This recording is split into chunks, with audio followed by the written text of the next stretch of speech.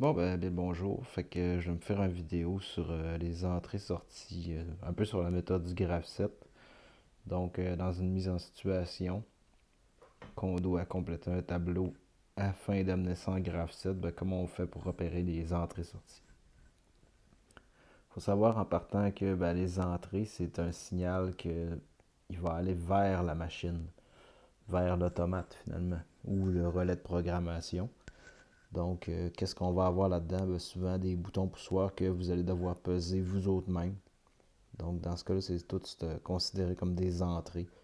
D'autres choses qui vont être considérées comme des entrées, ben, des capteurs qui vont nous servir à nous dire le positionnement d'un élément, la pression, ou genre une minuterie pourrait servir aussi.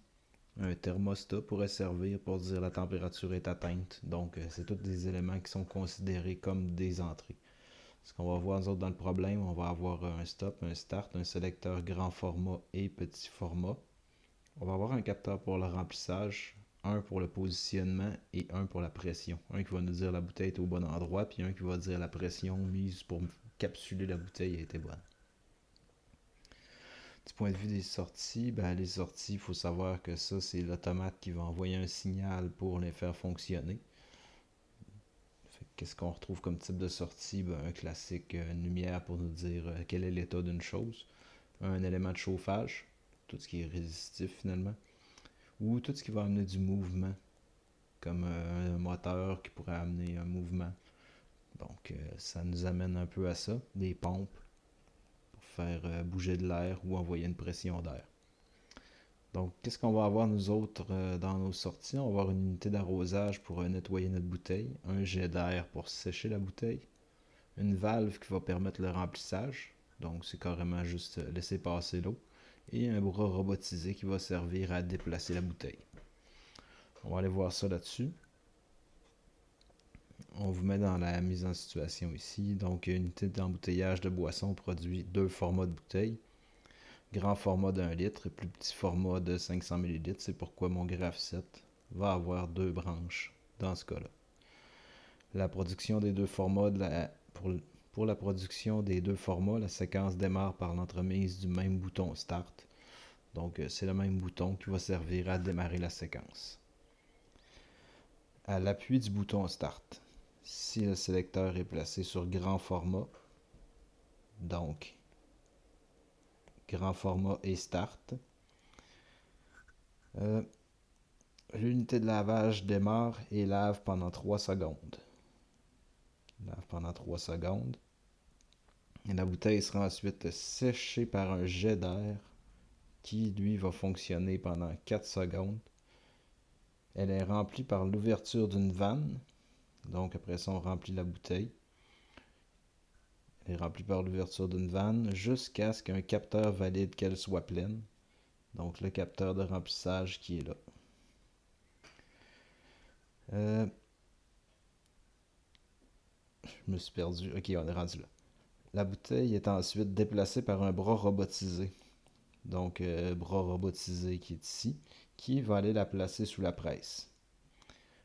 Puis là, attention, la bouteille va être capsulée par la presse 1, qui doit d'abord s'assurer que la bouteille est à la bonne place. Donc, finalement, le robot la déplace. Il y a un capteur qui dit oui, nous sommes au bon endroit. Donc, on peut décoller la presse. Et quand on aura mis suffisamment de pression, une fois que la bouteille est sous la pression est exercée jusqu'à ce qu'un interrupteur de pression soit actionné. Et là-dessus, la séquence continue tant qu'un employé n'appuie pas sur stop. Donc, automatiquement, on se trouve à revenir à notre étape 2 qui est notre unité de lavage. Pour ce qui est du petit format, à l'appui du... Là, je suis sur cette partie-là. À l'appui du bouton Start, si le sélecteur est placé à petit format et Start. Donc, petit format et Start va amener dans la boîte 7. On va voir que c'est une boîte d'attente. Je recommence mon problème. À l'appui du bouton Start, si le sélecteur est placé à petit format, l'unité de lavage démarre après 4 secondes et lave pendant 1,5 secondes. Il y a comme une espèce d'étape d'attente qui sert à ça, d'attente. Donc, T3 va fonctionner, va compter 4 secondes et ensuite on pourra décoller l'unité d'arrosage pendant un temps de 1,5 secondes. Après ça, ben, le reste va ressembler pas mal à l'autre. Ensuite, la bouteille est séchée par un jet d'air pendant 2 secondes. Séchage par jet d'air pendant 2 secondes. Ensuite, la bouteille est remplie par l'ouverture d'une vanne jusqu'à ce qu'un capteur valide qu'elle soit pleine. Donc, remplissage jusqu'à ce qu'elle soit pleine. La bouteille est ensuite déplacée par un bras robotisé qui la place sous la presse. La bouteille va être capsulée, mais on doit d'abord s'assurer qu'elle est à la bonne place, donc le robot la déplace. Le capteur indique que la bouteille est au bon endroit, donc on pourra capsuler en activant la presse jusqu'à ce que la pression soit bonne. Puis là, on va se rendre compte qu'il ne faut pas revenir à l'étape 7 dans ce cas-là, il va falloir revenir carrément à l'étape 1. Parce que ce qu'on nous dit que une fois que la bouteille est bien placée sous la presse, la pression est exercée jusqu'à ce qu'un interrupteur de pression soit actionné. Et il faut appuyer à nouveau sur Start pour reprendre la séquence.